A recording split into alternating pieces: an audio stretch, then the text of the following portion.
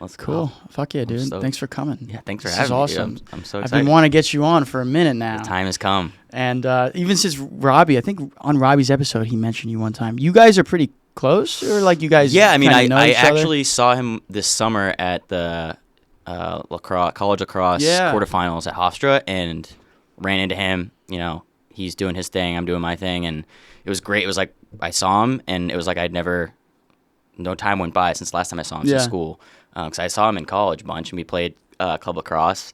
And I kind of knew he was doing his photography thing, and at that point I wasn't even like, I was just doing it kind of as a hobby. But when I saw him, it was really great, and I was, putting on to each other, And didn't you guys both shot PLL once too there? I never have. Actually, I think I No, saw actually, some I did. PLL I did. photos Yes, on your yes. gram one time. Wow. So how is it working with that? Because that's like you have to apply to get into the PLL media.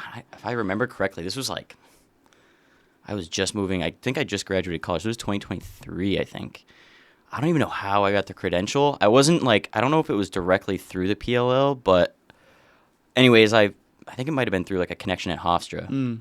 And since they're hosting it at Hofstra every year, I'm able to kind of like reach out to the person I know at Hofstra, and then they were able to, I think, hook me up with a credential. And the Hofstra, the Hofstra photography like little circle, I see like there's like you. Well, like at least when I was in and when you were in, there was like you, that guy Evan Bernstein. Yeah. He's very talented too. Yeah, he's a good buddy of mine. Yeah. Alexis, she's great. Awesome. She does like a lot of stuff now after graduating. Yeah, at Hofstra. A lot of video. Every time I talk to her, she works her tail off. Like, she's always busy. They're keeping her so busy at Hofstra, but she's constantly I don't know how she's constantly putting out that much I work. definitely would like to like have her on at one point. She seems guest. incredibly. I've never met her, but like she's incredibly talented. Yes. Yeah. All of her content. So I mean, obviously you're a photographer mainly in sports. When did it all start? I love to like get into someone's head about like when did you start doing this? When did you pick up a camera? Yeah. And what's like your why? Like what got you into it? Like that fire. Nice. Could you walk through like how old were you? Like when did you decide like this is something you really like doing, and like that shift to professional like later on? Right. I mean, I get this question asked all the time, and I think like the passion for like photography and like digital media alone, like video and whatever, started at a really young age. Like my dad and both my parents are in digital media. My dad is a videographer. Nice. So as soon as I was like, I don't know, had a frontal lobe, I had a camera in my hand because my dad just giving me his old stuff. So it's been like a love of mine my whole life, but doing it seriously in like sports photography definitely kicked off in college. I just started doing, my dad had a broken A7 III that he repaired, or like got it repaired. Such a beast of a he was camera, like, shout out my dad. Shout out my dad. He was like, I repaired this A7 III. I'm either going to send it back to Sony or sell it or whatever, or you can have it. And this was like tail end of COVID. Sure. And I was like, I'll take it. Like I love doing photography. I'll take it. And he's like, you just have to use it. Otherwise I'm selling it. So I was like, all right, I'm going to use it. Put it to work. And then when I got to school, I was like, I want to do some sports. So I bought a little zoom lens and reached out to the communications director at Hofstra and was like, can I just shoot basketball or anything, like a credential for anything? He was like, yeah, sure. So I started doing basketball mostly. I think I was primarily basketball for Hofstra, and that's kind of how I got started. Met Evan there. He was doing the same thing at the time. But yeah, that's kind of how I got into it. So, but you were a comms major. Yeah, right? I was a journalism major. Yeah, so they give a lot of access to the communication students there. I know, like even like for camera rentals and booking stuff. Because I used to be a film major at Hofstra, and then I changed to marketing. Right. And I remember I wanted to like book out certain things. Like even I think way back when I first started the podcast, I wanted to book something there, and they're like, "No, we only do it for like comms people." Yeah. I was like, "Damn, that's like a click thing." I was like, "Shit." I used to work in that equipment room. I would have probably ran into it. Maybe. I used to have to like rent out gear to people sometimes and like random stuff. So, I mean, that was a good job, but I mean, learned a little bit. But yeah, I mean, they were really strict about kind of who was getting it and why. You had to have like, I remember, you had to have a certain class that you were taking in order to take out the gear. Like, you couldn't just take it out just for fun, which I think is actually changing. I've been told that they're doing a lot more to like revamp and like upgrade the equipment room and give more access to people, because I think that like a lot of people like such as yourself want access to it, even though they're not like taking a specific class or not a specific major, because you don't have to be a film major or a comms major to like want to have a camera in your hand, you know, or Exactly. like learn how to use it. Exactly.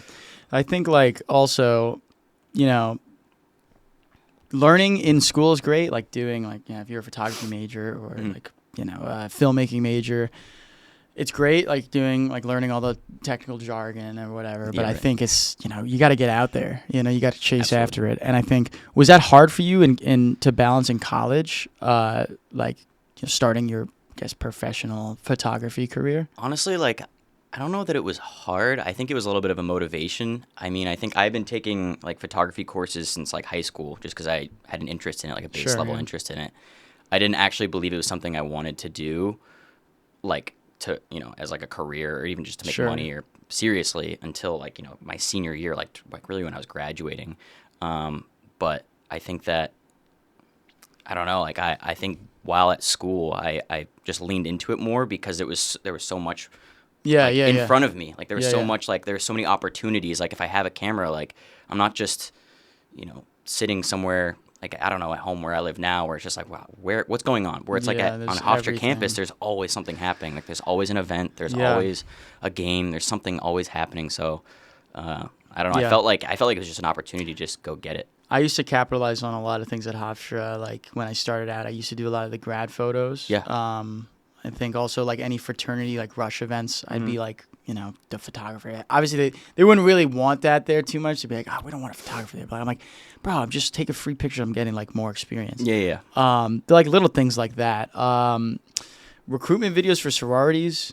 So I did one for Alpha Phi last year. Yeah. So those are all like great little like opportunities. For, like people are doing stuff. They need for sure, like, video content, photo content. And I know you did some of the grad pics too. Yeah, I mean, I think I learned a lot about just doing portrait photography in general, just through that kind of stuff. Because a lot of those people that you're taking photos of, it's not the highest, what's the word? Like stakes. Yes. Like, you know, if it's not your best work, not that it's like the end of the world. Obviously, you want it to be your best, but if like you look back and you're like, damn, I was a little underexposed that whole entire shoot. It's not like it's the end of the world. I mean, those photos, obviously, you're trying to make them your best, but it's not like it's life or death and like you're gonna get fired from a job or whatever. Like they're still gonna look good, you know. Yeah, because I remember I took grad pics for like the first time ever. It was like summer 2023 for, I think it was Alpha Phi, and it was my first time ever doing grad pics ever. And they like, I thought they were like, all right, like decent, but they were like, oh my god, this is great. Yeah, like, all right, sure. Like if you, that quality of work like meets your threshold, then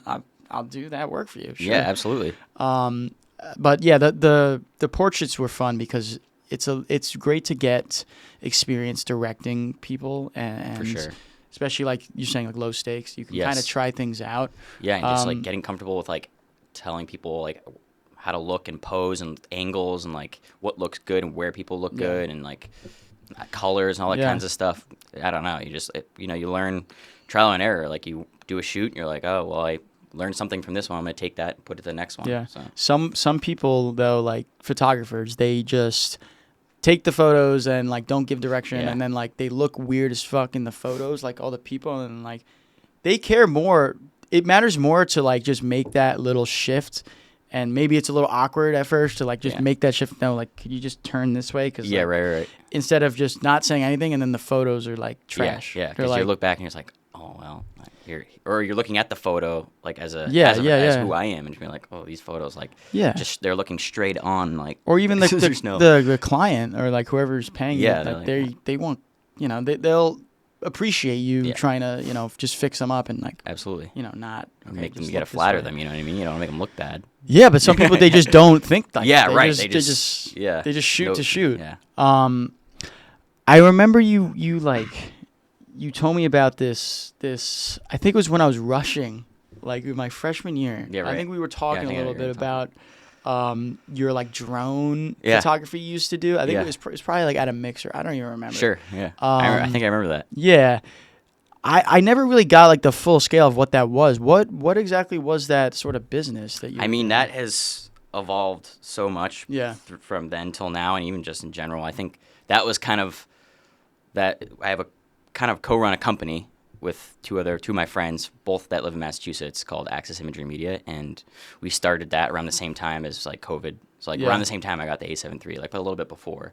My friend and I, Andrew, we decided, my dad actually gave us the advice, like you should buy a drone because there's so much, like, it's kind of like a new industry, and it's like uncharted territory, and you can make a lot of money with it, like just like real estate or surveillance or what have you. You know, there's a million ways. So we were like, you know, at that time we were literally doing a job. It was COVID. We didn't really have like an actual job. We were on the way to shovel a roof on top of a dealership because we were just like, there was no actual jobs. And we were just like, out of something random. We were just talking about it for like that whole week. We were just shoveling a roof in the winter. And so we decided, like, let's just start a business and buy a drone and do a drone business and just see, like, no real extreme plans after that, and just like, let's just try our best and just see what happens. And now we do mostly like real estate stuff. And if I'm being completely honest, it's not like as regular as you would think, like every day or every week, but like it's enough where it's like it's functioning. Like, you know, we do interior, exterior photography for real estate. It's not like we're doing it, like, I don't know, we're not raking in millions of dollars, but it's a little side hustle for sure.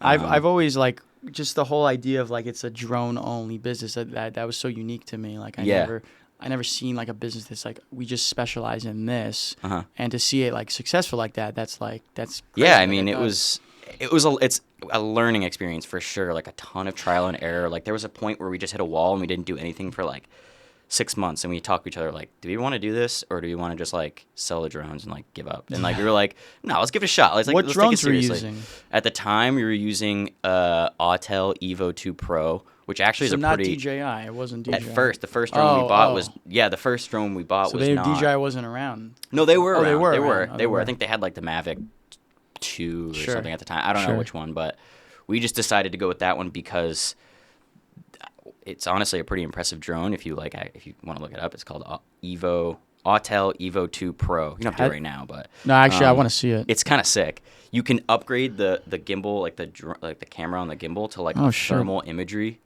like camera. So that's what our end goal was. Like, let's do thermal imagery and like get like so that's certification. For like high end stuff.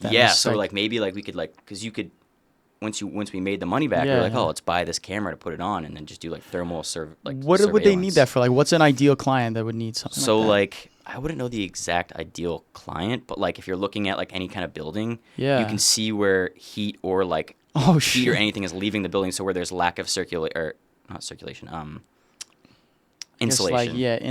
And then like solar panels, telephone wires, all those kinds of things. And like if missing people, like you can find missing people. Like say a kid wanders off in a field, or like a dog. You see the fucking heats. Yeah, I didn't even think of that. I just thought like drone photo, drone video. So we were trying to get niche with it because it's like, you can do a drone, take cool photos, but like how niche can we get? You know what I mean? Thermal. I'm sure there's like a ton of other things too you can do with it.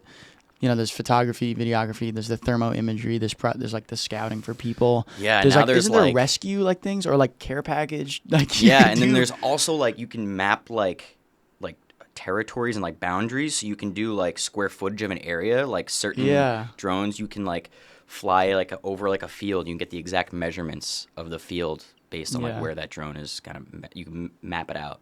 But you must have been like. From the start, you were very interested in like doing the whole drone deal, and like it probably fascinated you. Both of us, me and my partner Andrew, we both went and got our Part 107s, which is no easy task. Have you gotten yours? So I get beat up here that I don't have it, and I know I literally like I don't even know where to start. It seems so complicated, but everyone says it's like you just take a test, but you have to study like this whole thing. I mean like you can like there's variations, levels you want to study. My partner Andrew, like he studied like I'd say he studied well, but not as much as he did like should have, and still passed. I think he did it. You just want to do it fast. Yeah, it's kind of like a pass fail. Oh, okay. You have to get like I think it's either 80% or higher on like the tests. So you could just walk in like a sign up, take the test, and just try it. But it's like actual aviation. You got to pay, right? And then you got to pay do all this stuff. And like he did it and he passed.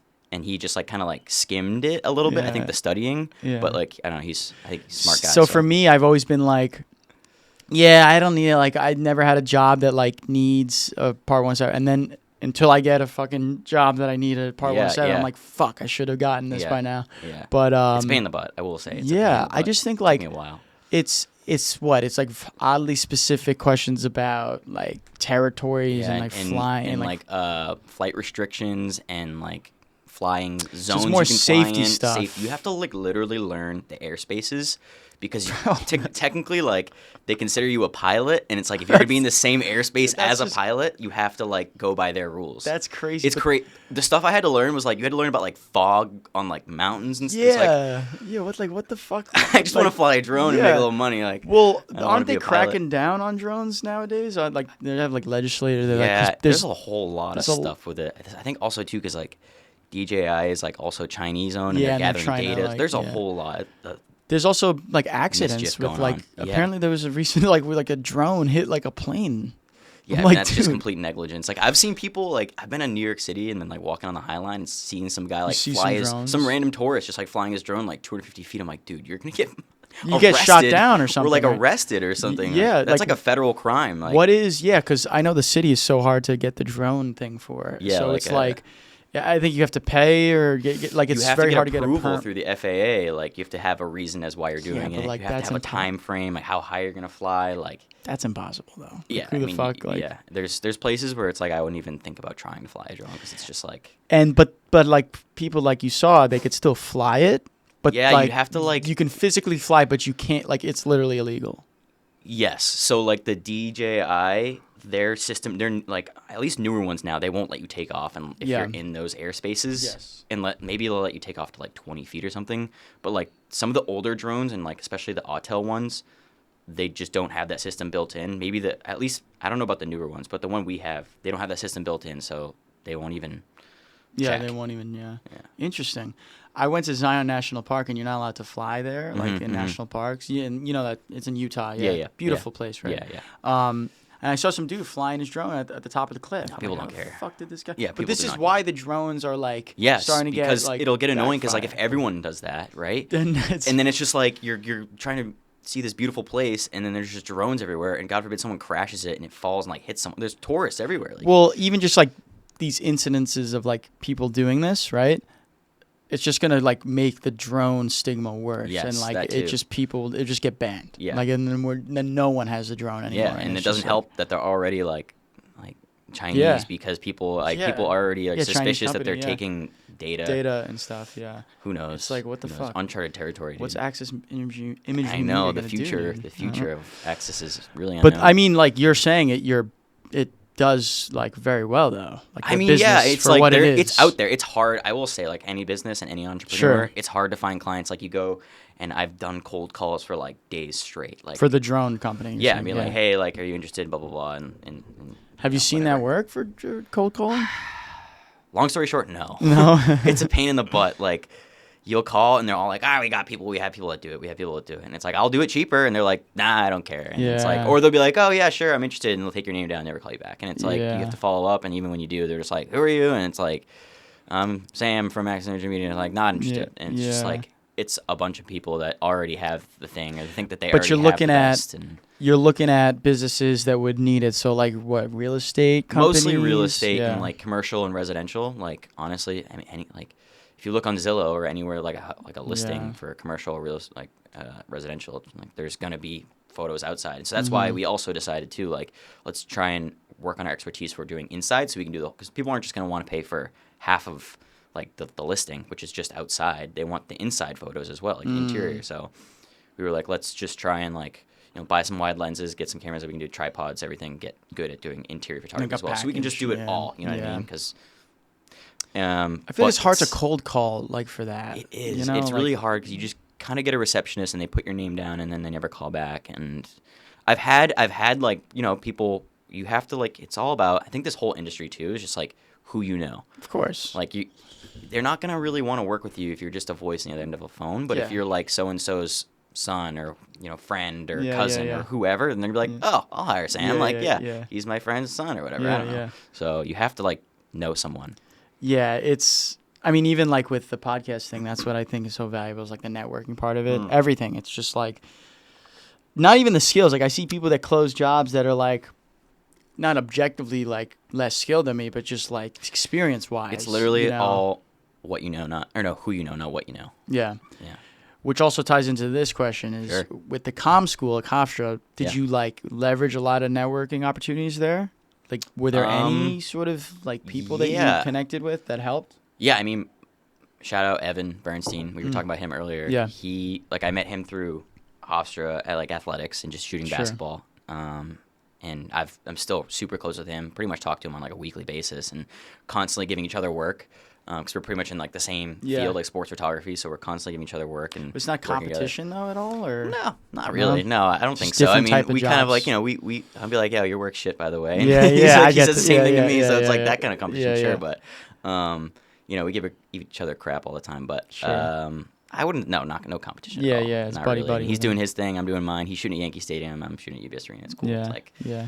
Hell yeah, dude. yeah. That's so, awesome. So you'd but say other he's people- the biggest connection though you made? Or? Probably, yeah. Him, Alexis, who I met at Hofstra, she's great. It's a great person Yeah, to she's- always have in contact. Just if Hofstra athletics in general, Going back to sports photography, that's kind of where I started shooting sports at Hofstra, but I never did you were doing basketball, you were doing a little bit of everything, right? yeah, a little lacrosse. bit. Honestly, yeah, lacrosse. And I'm thinking about it. I'm trying to think if I did really any other sports. I don't know. If You were I on the did. club lacrosse team too, right? Yeah, I was. If I was on the yeah. club lacrosse team. That's how I met Robbie. Oh, damn, yeah. There you go. I'm trying to think of if I didn't really do much other photography for Yeah. Hofstra athletics. I don't think so. Do you think was there a project in your Hofstra career, when you were there, that kind of, not kickstarted your career, but almost this was a really good project that you landed and it kind of really opened you up to the, the higher level of the industry? Yeah, I'm trying to think of something super specific. There was definitely. Oh, okay. I think it gave me less. I guess more about confidence. Sure. I'd yeah. say I was doing Hofstra, mostly just Hofstra basketball at the Okay. time. So I guess that was overarching. I'd say Hofstra basketball, but they actually ended up doing a tournament, a classic tournament or whatever at Barclays Center, and I was able to get a credential for that. And there was Hofstra was the second game, and they were playing UMass, but the first game was Tennessee versus Maryland, and it was a big Oh shit. game. They were both ranked teams, and I was able to get a credential and sit on the floor for that and take photos. And I was I had just kind of discovered how you can really actually tune and dial in white balance, and I was oh, my photos are looking crisp now, not underwater, Yeah. burnt and yellow. So I was Well, were you these in look auto good. white balance? Oh yeah, For the most yeah, time? absolutely. I was in auto white balance up Yeah. until that point, and then I figured out white balance, and then everything kind of clicked when I Yeah. did that game, that tournament, and I was super. I got some sick photos. Still to this day, I'm some of these photos are sick. Yeah, they hold up. And I was just yeah, this is awesome. This is super fun. I felt like I was at, going to the Mac Arena at Hofstra. I was this is fun. It's a cool hobby. But then I was Yeah, on an the floor at the official, Barclays yeah. Center taking photos at this sold out arena. Yeah. And I'm on I was literally on ESPN. You could see me on ESPN on the yeah. floor, and I was oh, this is sick. And you had the Yeah. A7 III with you. Yep, A7 III, Yeah. and I had a Tamron 70 to 300, a 4.5 to 6.3. You still have the A7 III? Oh yeah, yeah. Yeah, it's a fucking workhorse. It right? is. It's beautiful. I love it. I still have mine too. Well, I do. I'm not getting rid of it mainly till more it breaks. Yeah, Yeah. I do mainly more video now, but I always keep it around for Yeah, the it's- photo gigs. It's what absolutely. I started. Well, I didn't start on it. I had a Canon EOS M50, the little APS-C guy. Yep. He lasted for a year. I kind of Yeah. maxed him out. Yeah. The video just wasn't really there Yeah. at all. Then the A7 III was apparently the best, kind of not entry level, but just kind of mid range Yeah, camera. I mean, I'd that still does- recommend it to people. If Yeah. they're looking to get into, people ask me all the time, if I'm looking to get into photography, what should I get? I'm if you seriously want to get into photography, I'd say either a crop sensor or just an A7 III. Yeah. I think you can get one for cheap and Yeah, but people again the cheap thing. There's different levels to what people think is cheap versus expensive. A lot of people are $1,500 is too expensive for their body. I'm dude, this is an investment, and you could charge a lot for an A7 I III. mean, yeah, how much? Yeah, it's an investment. it's you know? professional. It's Yeah. you don't just. If you don't want something professional, you don't want something that's takes seriously good photos, then you don't buy. You buy. But I've heard this whole argument that anything under 1,000 or over 1,000, sorry, is not entry level. But I'm I would disagree. It depends on I think at entry level, if you're trying to get into it, then yeah, no, I think that if it really, honestly, any camera is entry level. If you're really serious about it, Yeah, if you want to buy an A1, I mean, it's super. You'll work up to it. Didn't but Robbie it's buy an A1? I think he did, just yeah. did, Which yeah. is Yeah. I love him. That's sick. I wish. I think he bought an A1 and a 70-200. Yeah, I think I G-Master. would told him, I was dude, that combination is killer. Yeah. My boss has an A1 and the new set, the G2 7200, and it's The whole it's the amazing. settings, yeah. Like you have no excuse not to get every single photo. The A1 is what? It's like a 60 megapixel sensor or something. It's like that. 55, maybe it is but then 60. It can shoot like No, the A7 IV. I don't know. Yeah, go on. I think the it shoots like 8K video too. Or Probably, something. and it does. It's like I don't know how many It's the frames a flagship second. camera for. Yeah. It's It's ridiculous. It's like I don't know, 25 frames a second or something like that for a photo. Oh yeah, for raw. Yeah, for raw photo. Yeah. Also, the A9 III does. Me and Robbie reacted to it. Yeah. I and, saw like, that. That blew up. Yeah, Sony commented and stuff. That was Screw a that. funny I think that's video. like overwhelming. Like, No, I it don't is. even want that thing. Get it away from me. 20 raw images a second. What do I do with all that? I don't and know. And you have like the pre-shutter too, where like I would already have like 60 photos before I even actually wanted to take the photo. Yeah. If you want that, and it's just like It's- I don't even know what I would have a terabyte in like. It's 5 overkill, minutes. and Yeah. the SD cards just get more expensive too. Yeah. Or like you would need like CF Express You gotta have cards. a pile of gold to It's just like own one of those. what I do think for people listening who don't know a lot about the A7 III, the dual SD card slot is key. Oh, because absolutely. I've had cards get corrupted, but Mhm. I shoot to both cards now. Yeah. So like I have a copy on both Yep. cards. Like that's a huge thing. Like a lot of the entry level cameras don't have that. Yeah. And like that's a huge. It's huge, and at least for me too, what I do a lot is at least in like a sports event or something like that, when you have to like edit fast, sometimes you'll have to like hand over a card, and you don't still want to shoot. like you be stuck with no card. Yeah. So like being able to like hand someone to edit or like take it like whatever, and having a backup in your camera is so clutch all the time. You know, you don't have to worry ever. Yeah. It's sick. So working with the Islanders, Yeah, this is like that. I remember you told me that one time. I think it was probably like at Kern, like during a Darty or something. Sure, I think. sure. I think it was like the year you graduated too. What year Yeah. did you graduate? 2023. 2020. Yeah, it was probably then. And you were telling me about how you like secured this like gig with the Islanders. Yeah. How did that all come about? Yeah. You shoot currently photography. You a photographer at the Islanders? Is that Yeah, your yeah. position? Okay, cool. Yeah. So how did that whole opportunity come about? I mean, it's literally the same thing that I said earlier. It's just about who you know, not what you know. I think at the time, like,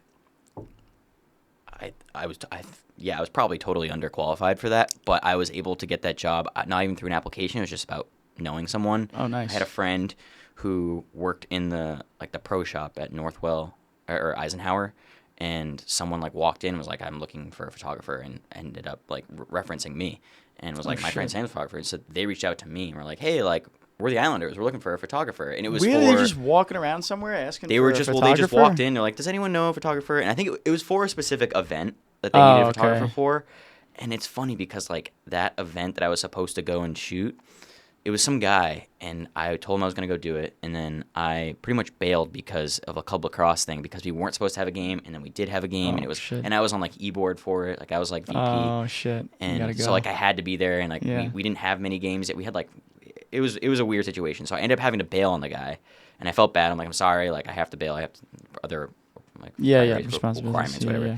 And he, by the grace of God, ended up referencing me to someone at the Islanders, and they reached out to me and were like, "Hey, we're interested. Can I just look at your portfolio?" And I sent it over, and they were like, this was like Christmas time of 2022, and I sent it over, and they were like, "Yeah, it looks good, so we'll bring you on." And I was like, and you okay. used all the Hofstra pictures in that Pretty much. portfolio, It was all just like stuff that I was taking at Hofstra since I got my A7 III. I mean, and like maybe some drone stuff, but like my portfolio, thank goodness I had made a portfolio and had like a website. Some people don't. Yeah, I think it was like one of those things right away. Right as I started taking photos, like I was like, I'm gonna start archiving this and just putting it all on a website, just so I have like a log of it and I can show and share people if whatever. And that was good to have, and I had been working on that for a while. So they reached out to me, and I just started working for them as a community relations photographer. So I wasn't working for like social media or like the photography departments or marketing. So or what does anything like community relations entail? So community relations is pretty much their outreach into the community within like, volunteer opportunities and stuff like that, like 50-50 sales, anything that's like the Islanders and how they're kind of interacting with New York and like the community. And so I was working for that department because that department is actually a substantial department of the team. So I really didn't have much to do with like the photography department, the social or marketing or anything like that, partnerships, none of that. But I was going to all the games, and I was just I was learning a lot and just kind of getting reps in and having fun. And I met the team photographer, who's now my boss, and he was also shooting Sony, and the first thing he said to me was, "Oh, you're Sony, cool, I like you, yeah. and whatever." Yeah. And I pretty much just stuck with it, had fun, and got more comfortable, and got close with who's my boss now, who's a team photographer, and just lean into it. Do you think, was it like moving to like fully on professional like work, working with the Islanders, a professional hockey team? Was there a difference you noticed from like working on the college level to now pro level, and like were there any like shocks like, oh shit, this is legit?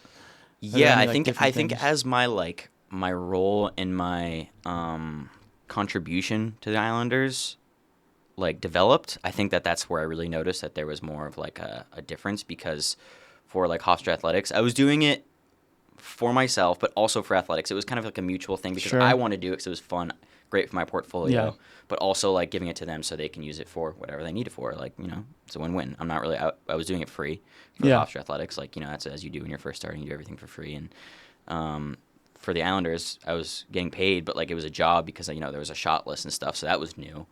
So I had to like make sure I was at those positions. So that was like the first time I'd really had like an actual official shot list for like every game, and checking off those lists and being at a specific place. So that was one of those things where it's like they needed that, because for every game there was like, let's say, military hero, where they honor a veteran, and every game it has to be taken. It's even to this day I still do that, and every game it's the same time, same place, so it has to be taken care of. And it's one of those things. But you put on some like cool filters though. Sometimes you have like creative expression though too with the photos, right? So they let you get a little cool with it. Right? Yeah, absolutely. I mean, obviously there's some things that like I said, like military hero, you don't want to add like a crazy filter on that. Like, it doesn't need to be, make them look good. You don't have to not like the raw file. It's like one of those prism lens effects with like five faces. No, that'd be disrespectful. I'm not doing that. Yeah, not to our heroes.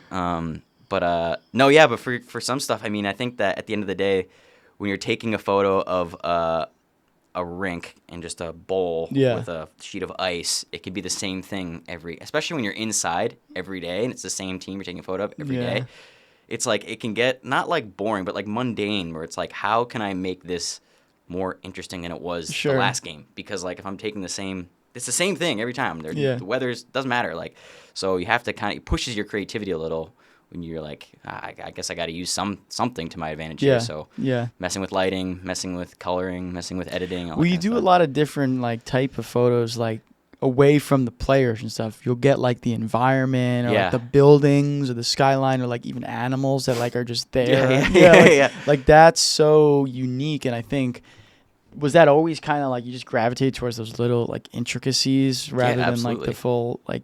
Obviously, the game is the game, and you have to grab that. But there's so many like niche, intricate things. I've always loved like trying to find things that are kind of like they're there, like in front of you, but you don't really like take a second look at it. It's just there. So like I like to like walk around and like take a step back and be like, whoa, like I didn't see that before. Like that's cool. So I don't know, focusing on those things. And like I said, like a game's gonna be a game every single time. It's gonna be hockey every single time. But like outside, you can walk around, you'll find a different shadow or a different lighting or a different angle of something. I don't know. There's something out there. The fans are always they're always different. Obviously. They're always in like different moods too. Like they're always in like different kind of like every game is different. They're more excited for one thing and maybe not as excited for one thing. So it's kind of sometimes it's hard to take photos of fans when like the the team's on like a 4-game losing streak and like, their best players are hurt and it's like, oh damn, this is gonna be a tough one. Like, how am I gonna get some exciting fans tonight? But when there's opposite and like everyone's playing good, you got to really capitalize and get your steps in, because every fan's gonna be excited, and those are the things that you want to use. So do you go to like an office to work, or is it kind of like an assignment basis, like to go to games to shoot for the Islanders? Like how is that? Is there like an office? For like how so? Like in terms of just for working? Yeah. So like for you to do your job. I mean, if I'm editing photos, it's at my house. Yeah. Like I'm doing it at home most of the time. I mean, so you don't like go to work. You just kind of. Yeah. I mean, like even just today, like there was an Islanders event. Pretty much, I mean, almost every day is an Islanders event, and it's almost like sometimes they're at like Eisenhower Park, where they practice, and like sometimes they're just out in the community. Like they'll just have like a lot of they do like kids like street hockey stuff, and I'll go out on the island, and just wherever that event is that day, I go out and get those kids learn to play street hockey, and So sometimes my office is literally Long Island. Like, Yeah, it's yeah, everywhere. yeah. Like, I go back home to edit, but I'll be going out to the arena, wherever, all over the island, just to. So but community. like it's a per shoot basis in terms of like, you Yeah. know, they give you a schedule and you kind of have to go through. Like, are there any events maybe that, I guess it wouldn't conflict because you're kind of working for the Islanders, so it's not like freelance where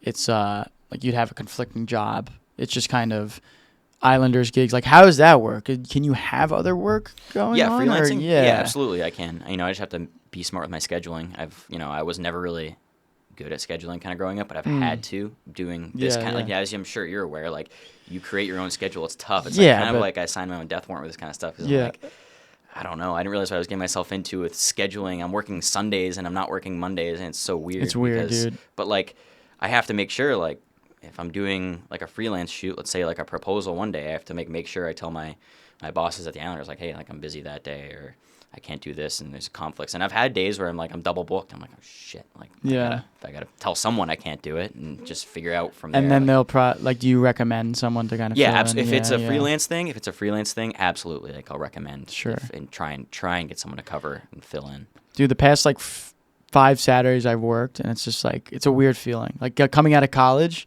and I'm like working on weekends, like every weekend. I'm like, what am I doing? And then everyone's at work right now, like on a Monday, and then like I could shoot podcasts during the week and like chill, yeah. And then I have work on like the weekends. It's such a weird thing. It's so weird, the timing and everything. Like especially on like game days too. Like some days like I don't get out, I don't leave the arena until like I don't know, maybe around midnight. And then, got something practice the next morning or whatever. It's just like, it's so weird. Yeah, the sleep goes down. The timing, the scheduling is tough. It's hard to get a routine. Even with the whole like sleep loss thing, I'm sure you're editing photos all night sometimes. Yeah, because they need it. Maybe they need it like the next day or something. Like, are there ever like tight like deadlines for? Yeah, I mean, events? like obviously. So what I'll try and do is after games or during games too. Like I'll try and edit live, like as it's going, like in between intermissions, or like if something is timely, I'll try and get it out as fast as I can. And a lot of times that's like literally on my phone. Like I'll just put a dongle on my phone and just like edit on my phone, because like I have to be there. And if there's if there's a goal scored, it has to be sent out right away.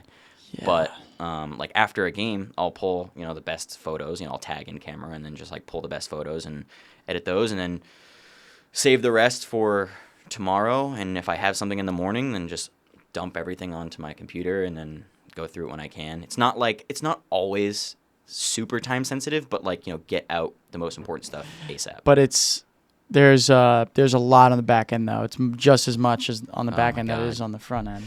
And it's just a lot of sit down hours. It's become like on the back end is like even more time taking. Like the amount of like data input I have to do, like for each photo is like, we have to do metadata tagging.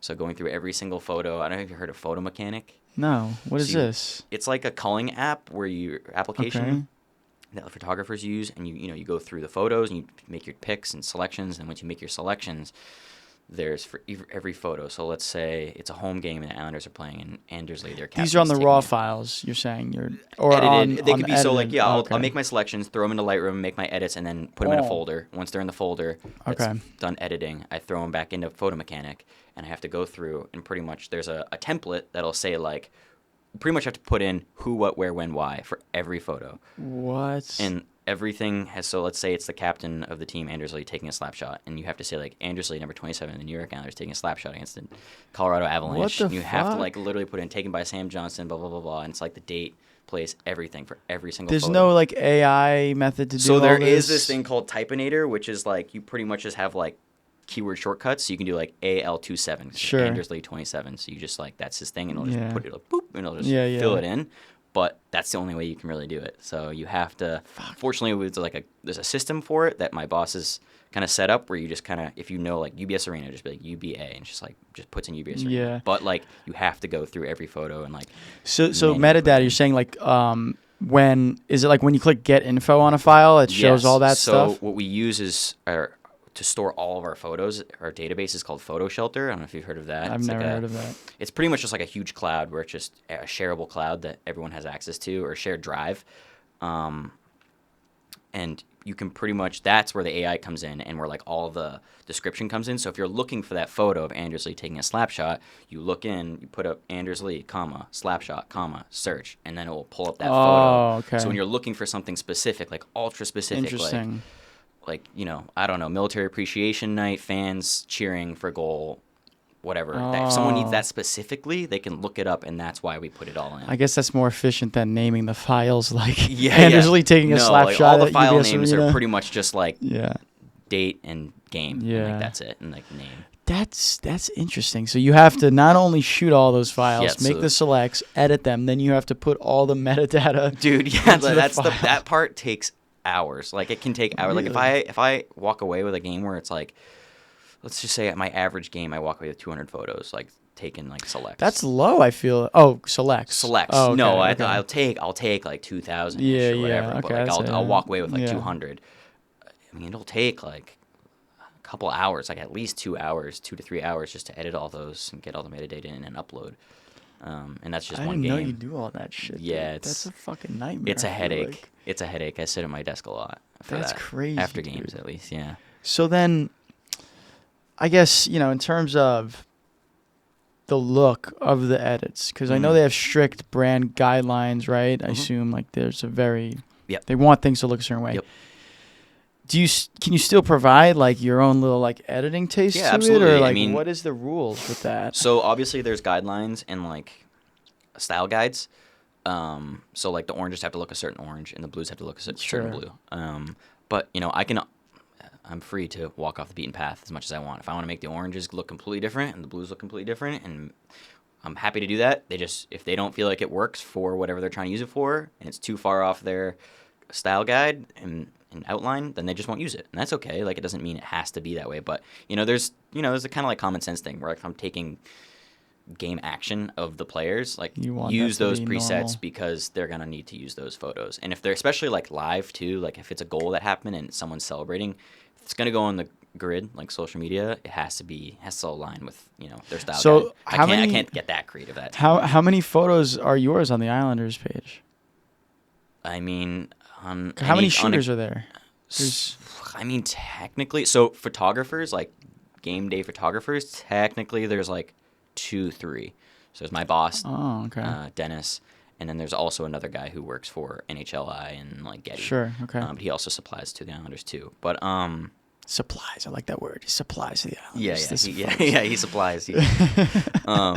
But there's also like the social media team. They also take photos too. So like they. Yeah, as busy as they are, they're able to help out with photo if they need to, if we're unavailable. So technically there's 2 of us, but like if you really look at it, there's like 5 or 6 that actually do take photos. Do you own all your gear, or is some of the Islanders? Yeah, it's a little bit of a both. It's a mixed match. So like I said, they have like a little like media. Yeah, we have like my boss and I. We're most of the like Islanders organization. We all shoot Sony. Nice. So we can all kind of like. At least me and my share boss. Lenses we share gear and stuff. So some of it's mine, some of it's the team's. So it's a little bit of both. That's good gear share because you don't want to buy a million. Like especially tough if here, I was like Canon or whatever, and have to like use Sony, and it's like I can't borrow his lens that he wants to use, or vice versa. Like all of us here use Sonys, as you can see around here. It's all Sonys everywhere. Because then we can just it's all full frame Sony, so we're just like throw me. I mean, it's just cohesiveness, same ecosystem. Yeah, and. They're the best. No, I'm kidding. Or am I? I don't know. So what's your main setup for most games? Because are you running like 2 bodies with? Because you're gonna probably have a wider, like a 24-70 type of thing, and then a tight. I mean, I'm definitely always using 2 bodies. Sure. And then lenses is kind of just how I'm feeling. Like if I'm shooting the game, like if I'm in one of the sliding holes, like shooting the game. Yeah, I know. I wanted to ask you about that. Yeah, that's like pretty much always 7200. But every arena has those things in like each corner. Yeah, so those are like cutouts. I mean, obviously you have to be a photographer to shoot through those, video normally doesn't do that, but there's typically 8 in every arena, and you have to like a lot of those are news outlets. So like Newsday and AP, that kind of stuff, and a lot of them are team photographers. Do you find yourself competing for space with the news outlet people? Like, no, I mean, it's kind of like it's delegated. It's out of my control. Like I don't compete with anyone, so it's kind of like if there's a hole available and it just happens to be that there's just someone's not there, or if just like whatever, I'll take it. My boss will often hand it off to me, and I'll be able to take it, and I love it. It's super fun and exciting and scary, and then they come towards you, you got to shut it real quick. It's terrifying. Or something. Dude, I got literally like lenses break. People get black eyes. Like even when you close it, like there was an instance last season where I saw a photographer not at a game I was at. Maybe actually I was there. I don't know, but closed the window, and a stick butt end came through and hit the camera, hit his eye, and he got a black eye. Wow. But yeah, so like even if it's closed, and that apparently I found out recently too that like those didn't always exist. The sliders, they weren't always there. Like that's like a new thing. So you would shoot through just like the plastic. You would just pray and just get out of the way that a puck or stick doesn't. Oh, so it would just be like there wouldn't be a slider, it would just be an just open the hole. piece. Yeah, it's about like that big. It's like. Oh, okay, I got you. There's no okay. I thought you no meant slider. No. Okay, Yeah. The whole glass panel is there. It's just the cutout for the camera. There used to be no slider, but now you have to use, so if they're like within 10 feet of you, you have to put it. Yeah, because you want to get that shot when like they're coming towards you real quick, and obviously grab you want that. them as close as you can. Yeah, and it's but tough then sometimes too, depending on like let's say like you're in the corner spot. Sure. You have a better angle, whereas if you're over here and like the net's over here, like you get to see more of the ice when you're on this spot. You get a little bit more of a better angle at the goalie when you're over here, but you don't. It's when you're looking through the hole, you can't turn and like look. Yeah, you down just the have to ice. shoot. You kind of just have to look up at the jumbotron and see where they are, and you can only get what's in front of you. So then, is it hard to like anticipate like where you should be? Because you kind of do you find yourself like running around a lot to try to like, oh fuck, I got to get like all the way over to Guam on the other side. Yes, all the time. Like how is that? You're on the main sort of like bottom part. You can just kind of like run around everywhere. Yeah. I mean, it kind of depends like what I have to capture and where it is and when. So there have definitely been times where it's been like, shoot, like I'm gonna have to capture something right here, and then something's gonna happen over here, and like on the way there's a goal. So it's like, how am I gonna get all three of those things? Yeah, it's what do you do? Unpredictable. So I think a lot like what I've learned is like, I don't know, control what you can control. So get the thing that you can get, what's right in front of you, and then kind of go from like importance. Like I have to like ask like my bosses like, if I can't get both? If there's what do I choose? Split. But in that case too, like always just trying to keep like if there's puck is in play, like just at least have the ice available. It's like looking. So if there's a goal, I can just turn around, look at it, and get the grab photo. Whatever from there. So does that take a knowledge of? Did you find yourself learning a lot more about hockey while shooting, and now you kind of know the mojo more? A little bit, yeah. I mean, I've always like played sports my entire life, so I kind of get the flow. Like I played lacrosse my entire life. So I get the flow of just like sports and stuff. Hockey, I didn't ever really play, but I understand it. So, but like definitely now as a photographer too, especially as when you're covering like a specific team, it's different when you're like covering both. You're just covering the game. You have to cover like both teams, right? But like as an Islanders photographer, I'm not really like taking a photo of the other team scores. Sure. I'm really only taking a photo of the Islanders score. So knowing when listening for like the crowd and when they're getting excited and like when they're like and like then I'm starting to like okay, what's going on? But just it's kind of like I guess it kind of has turned to like a little bit of a sixth sense, like seeing and feeling when something's happening. You have to feel it. Robbie was saying the same thing about like basketball or something. Like you have to know when something's about to happen. Yeah, where can you like get to like? Has there been a moment where you like capitalize on it? Like you anticipated a goal or something, and you're like, and I got it. Like overtimes, like especially overtime games, like those are days or times where I'm like, okay, like sometimes it's too like you don't think about like, oh shoot, like it's gonna be overtime in a second. Like where am I gonna go? Like what's the best spot? That and the pressure's on. I don't have a fixed spot, so it's like quick. You have to be creative and think of a good spot to be. And it's just like you have to, and then too you have to just sit there and wait. Like and you're like, am I in the right spot? Like should I still be here? Who's gonna shoot the goal or who's gonna shoot it? Is it gonna be a tip in? Is it just gonna be in front of the net? Is it gonna be a slap shot? Like where is it coming from? Like I don't know. So you kind of just have to. It almost feels like you just like you're like an ultra spectator, because you have to know where it's coming from and who's scoring the goal or like where that action is coming from and like the source of it. Yeah. So that's like the hardest part. And anything can change. Yeah. Like so it's literally anything can happen. So like what has been the craziest event you've like captured on the ice? Or like I don't know, like has there ever been like either an unexpected event or just like crazy milestone event that you were able to capture? Maybe something like crazy happened and you're like, holy shit. And then you got it. Yeah, I mean there's definitely a few like there's somewhere I've been like super prepared. Obviously I try to be locked in for like every game. Sure. But I think that there was like an overtime goal like 2 seasons ago where like they beat Carolina, and I was ready for it, and then I ended up getting the shot, and it was a great shot, and I'm just so happy that I was prepared for it and ready for it. You see the raw feeling, you're like, fuck yeah, and just going through it, it's like I love that feeling too, where you're just going through and like, oh my god, like yes, I'm so happy. If the raws look like this, like the edit's gonna look it's not even just crazy. that, it's like the framing too. Like I was ready, I was there, I was prepared, and then there's times where it's just like. I'm shooting in a hole, and it's like, I don't know I'm not ready. No one knows that there's going to be a goal, and, like, I don't know where that guy's going to celebrate. Like, obviously, you want the celebration. The guy, like, like celebrating right in your face, and that happens sometimes. And like my boss Dennis, he's like, he gets it. It seems like every game, but it's like it's much harder than it looks because they'll celebrate right in front of you, and you're like, I was out of focus, like, or I just wasn't ready, or I was too tight, and it's like I'm cutting off, like. Yeah, like let's say you have like a 70 to 200, and like the dude's like selling right in front of you. You only have so much time. What the fuck do I do right now? Especially like I said too, like you don't have the full like 180-degree angle, like you only have the hole. So like if they're all the way over here and the lens can't pivot that far, it's hard to like get them when they're coming by like 3 inches away. Do you think there could be more like openings around the rink that they can add, or is it like they kind of have to stick to those for like structural reasons? Honestly, or something? I'm not really sure, but I think like a lot of arenas are different. Like I'll be watching hockey like on TV, like when the Islanders are on the road, and I'll be like, wow, like that cutout's like center ice, like that's crazy. We don't have that. That's wild. And then it's like some are just like all the way in the back. I'm like, man, that's crazy. So I mean, I think every arena might just be different.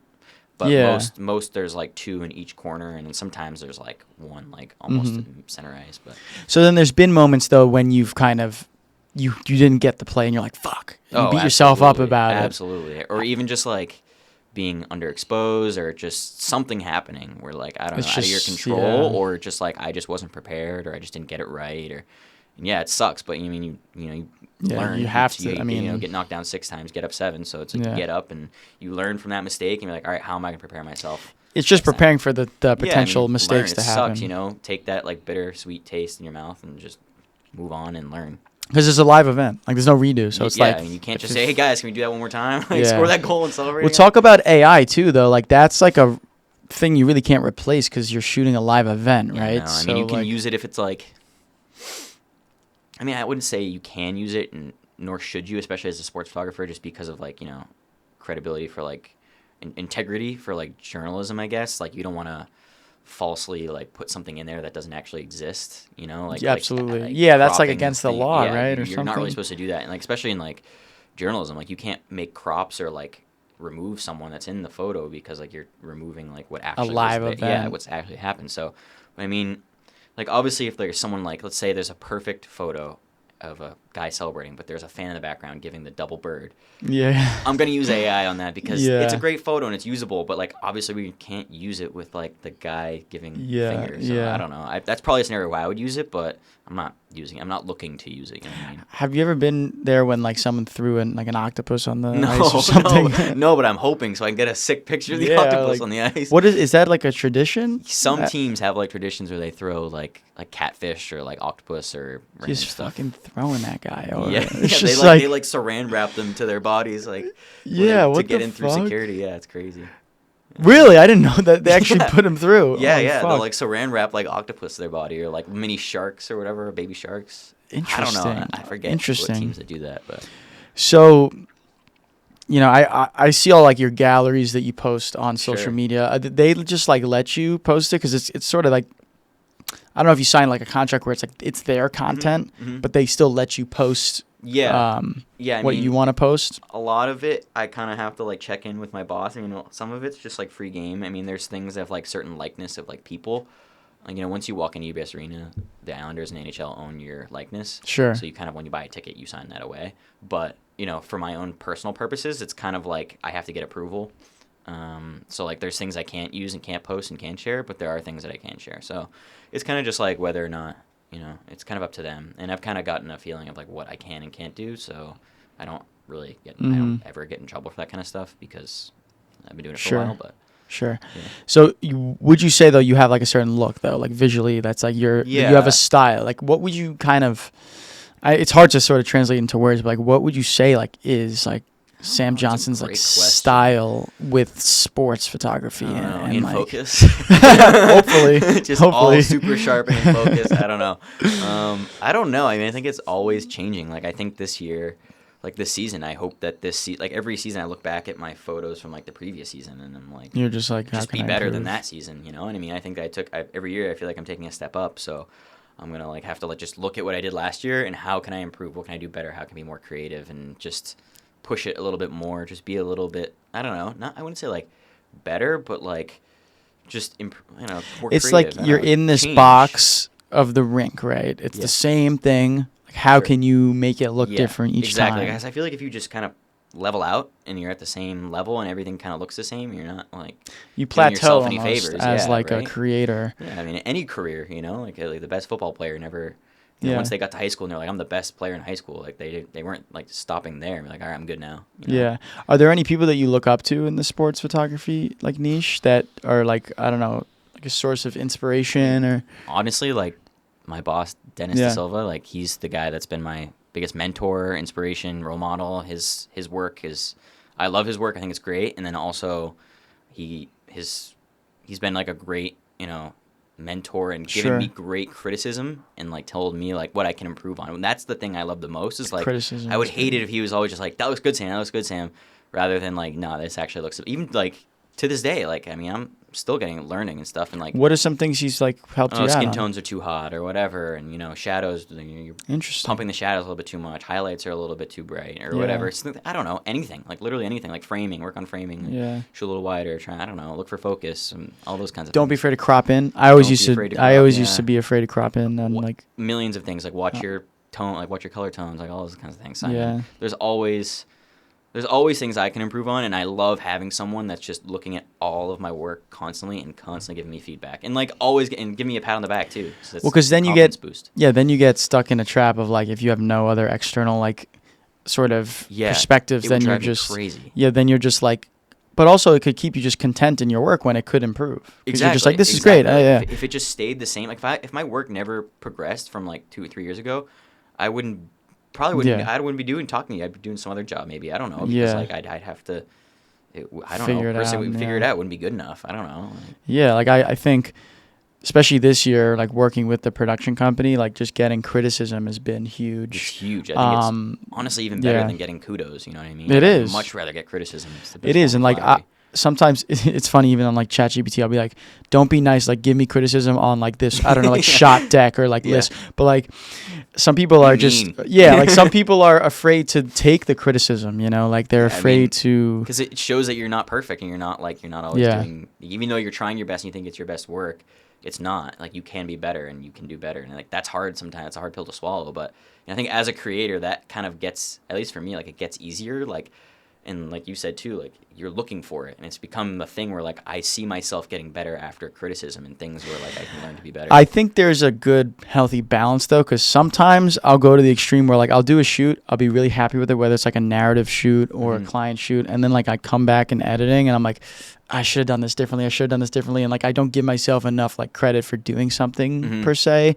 It really comes down to like the narrative stuff that I do, but I'll be like, fuck, I should have staged him, I should have held this shot a little more, and then like it's bad to get into that cycle. I think of just like, right, like you take it and you move it on to the next. Like I'll implement that into the next one. It's fine, like that you make that mistake that time, because like it's like, I should have. I'm like, look, how old are you? 21. 21, yeah, exactly. Yeah. I'm 24. It's like we're not finished products yet. You know what I mean? Like we're still working, still developing. Like I hope that you learn something from like today, and then we move on. Yeah, tomorrow. absolutely. Like, it's the same for me. It's always learning, but I definitely think having a balance of like also like patting yourself on the back for doing certain things too. It's like it's a healthy balance for sure. For sure.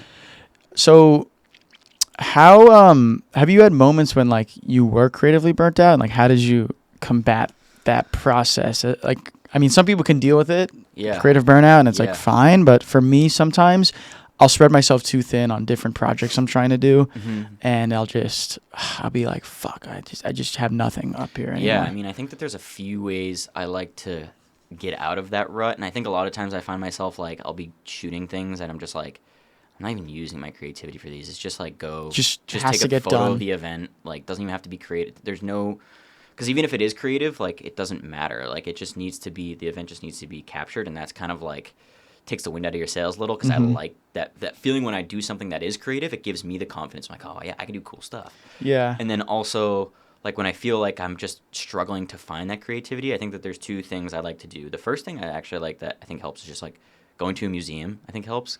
Really? It's like cool advice, because you go and you see all these like, cool artwork, and it's like random things, and it's just, I don't know, I haven't gone to museums since I was a kid, and I've always loved art, but like just being inspired by other artists and seeing other people. It doesn't have to be photos, but like pottery or anything old or like whatever. Any artistic expression. Expression gives you like the colors or whatever.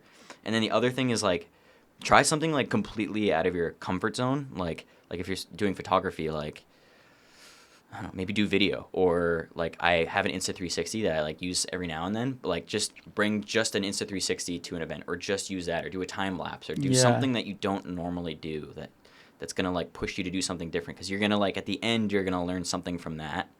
Like, oh, I learned something from this time lapse and it got me out of like what I'm just trying to normally do. It's just taking a little bit of travel down like the unbeaten path, I guess. Also keeps it interesting. Yeah, it keeps like, it interesting. It keeps you like, like not fully burnt out, but like, oh, I'll try this out this time and then do this and that. Yeah, I think burnouts, it's huge. I've never heard though going to a museum. I might have to try that. If you're ever like in a burnout, it's just so inspiring. Even if I'm not burnt out, just going to a museum is just like, I don't know. Therapeutic? Like, therapeutic. And you're just like, look at all this sick art. Like, I don't know. I feel like it's cool that I'm an artist and they have this like building with other artists, and it's like seeing all those different kinds of art and different forms of expression, like you said. Those jobs that you do that are kind of like just have to get done, I've always like hated. I'm just saying like in general, not like specifically yours, but like just those type of jobs that just have to get done. I hate doing those because it's like not that I feel like my photos are bad during them. It's just like what am I doing? It's just like we're not trying to create. We're just like it's just there to capture. It's just there, and it's just like. I mean, at the end of the day, too, like. It does suck. It sucks, but like I'll be like I have to remind myself like, look, like I'm doing something that's awesome. I get to wake up every day and just like have a camera in my hand and just push a button and take photos. Like that's for a job, and to get like rewarded and paid for that is pretty sick. Like we're pretty grateful to be able to do something like that, because I mean, like personally, if like I could have made a few different decisions and I'd just be sitting at a desk, which I don't want to do. And I know that's for some people, but like for me, I'm just thankful that that's not me, because that's not what I want to do. And that's like I'm happy that I get to like, even though it comes with sometimes just going to capture an event, it comes with other cool like access and opportunities and stuff like that. So. Yeah. Do you have any, like we've said in your journey, like networking has been so important for you, like in terms of getting in front of the right people. Are there any like tips you'd give to young up and coming photographers that maybe want to get into what you're doing? Are there any like networking tips you think could inspire other people to get to the next level? I think that always asking to like, who can I talk to next? When you talk to someone, let's say you have like an informational interview, which is also another thing. Just ask for informational interviews. Like, hey, I reaching out, emailing people, and just people that you think their work is good. And just being, or you like their work, and just saying like, hey, like your work is really, I find your work really inspiring. That's kind of what just chat. That's kind of what the podcast is too, though, for me. Like it's just talking to people, because then you create. Not only do you learn from them, but you create a relationship, and you can kind of move forward. And like I said, like say, who can I talk to next? Like who would you recommend I talk to? And like that will just keep the snowball rolling. Snowball? Sure. Snowball. Yeah, snowball. I thought I said it wrong. The bow snowball rolling, and then but yeah, that I think just, and then also too, like being persistent with people. Like a lot of times people will just be busy and just like not letting them forget that you're there. Like, hey, remember me? Like me with you. Exactly. No, then I'm here now, and it's like one of those things where like honestly, like if you never like followed up, it probably never would have happened. Yeah. But like, it's not because I hate you. Yeah. It's because I have so much shit going on, and it's like. The fact that you were so persistent is like, now I'm here, and it's like, it was the same thing with even getting in with Sam, who like runs the studio. He was selling his Atomos Ninja. It's the one right up there. So that's his, and he was selling it on Instagram, and I've been following him for a while, and I was like, this would be a great way to like get in the door with this guy, like to talk, right? And like I wanted to buy the Ninja because he was selling it. It was a good price, and then I came here, bought the Ninja from him. We sat down. I was like, "Listen, like I was in college at the time. I was a junior. So this was last year, and I was like, hey, like, listen, I'm really into what you're doing here. Like, this is really inspiring. Like, you don't even have to pay me. Like, just let me come to a job and like I'll shoot. Yeah. And maybe just like I can learn something from you. Absolutely. Nothing ever happened from it. 3 months later. Wait for the story. No, go on. Sorry. Long pause. Nothing happened. Yeah, go long on. Pause. Long pause. Dramatic pause. Then I kept hitting him up on Instagram DMs over and over and over. He was like, yeah, like I got to see what I have next month. Maybe I can get you on something. Nothing ever happened again. Then again, I hit him up, and then he brought me on this like construction shoot job. Sure. And then from there, I got to spend more time with him in terms of like showing like rapport and how I am as a person and like what my interests were, and then I did the edit for him. I like looking at construction video edit thing, and then next week it was like, oh, you want to go back to the job site, and then next week it was like, oh, you want to do this job, and it just blossomed, and I think I literally would not be here. Number one, if the Ninja didn't exist, but also if I didn't like really persist, and also there was sometimes it is like a lucky occurrence where he wanted me to pick it up at his house, but then last minute he changed it to here. So then I got to come in here and then meet also Nick, who works here, who also knows Robbie because they used to work weddings. Yeah. And Antonio and everyone here. So it was like, is luck, but also like preparation, and it's such a combination of things. You're a great example of it. I mean, just constantly reaching out, and it takes you places just by like asking questions and just putting yourself in front of people. Yeah. And just making yourself impossible to kind of like not see, I mean, like you have to put yourself in front of people and like make yourself there present, you know what I mean? You have to show people you care too. Yeah, exactly. And you just show up consistently and just keep being persistent. Absolutely. So is there something you sort of wanted to, I guess not wanted to, but like you wish you knew going into the sports photography industry that now that would have helped you like starting out? Great question. I wish I had known before. Yeah, I don't know. That's a good one. I mean, I guess just like look at other people's work that you like. Like if there's a photographer or anyone out there that's creating content that you like.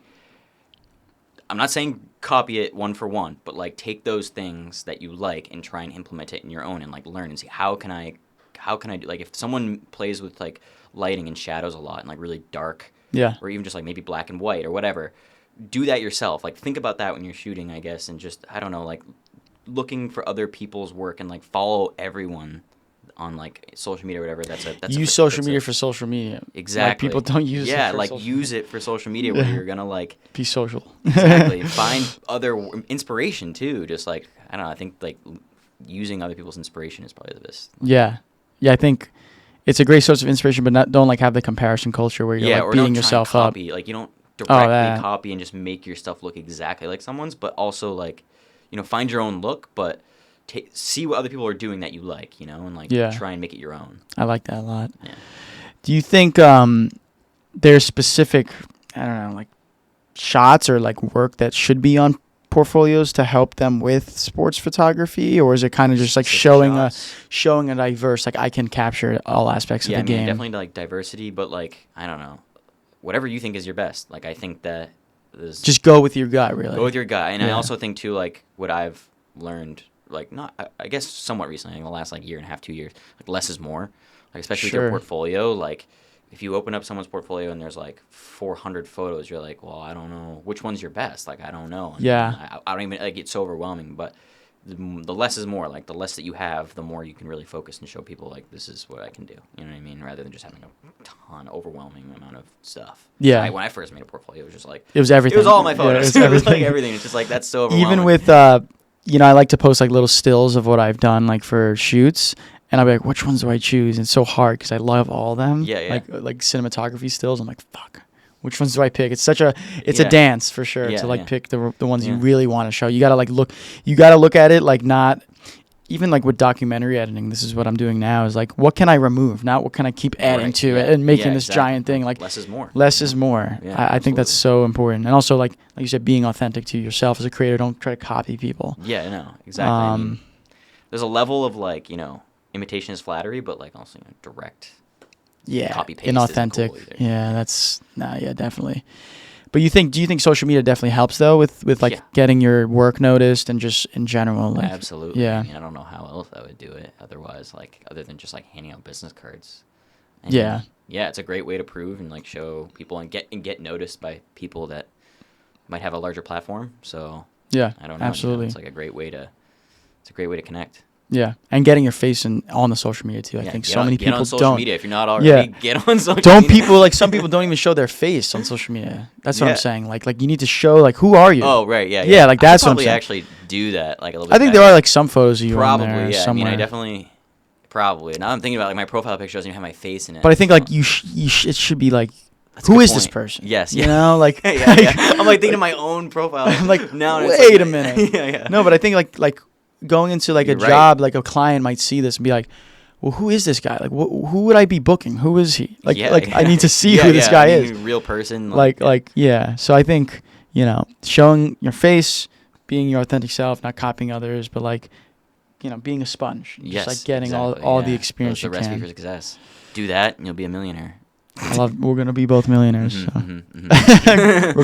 We're going to come back on episode 100. Day one. And give us your money and we'll tell you how. Yeah, there you go. Me, you, and Robbie are all going to be millionaires. Yeah, there's going to be a paywall behind this. That's what's going to happen. It's going to be $333,000 each. We're just going to charge Robbie $1 million. Okay, right, yeah. Dude, this has been sick, dude. Yeah, it's awesome. Thanks for coming out. Thanks for having me. This is great. And coming out So and talking all this valuable information. I think this is definitely geared for those people trying to get into the sports media niche. So I'm glad we were able to make it happen. I know. After all this time. Seriously, I'm so happy we were able to actually do it. I was able to follow through because persistence, like you said, persistence is key. So where can people find you on social media? On Instagram, I'm at JohnstonSam.photo. He doesn't even know. He's like, I'm trying to think about it. And then my website is johnstonSam.com. Awesome, That's dude. me, man. And New York Islanders. Go New York Islanders. Fuck yeah, dude. Well, Frankie's I think he's a Rangers fan actually over there.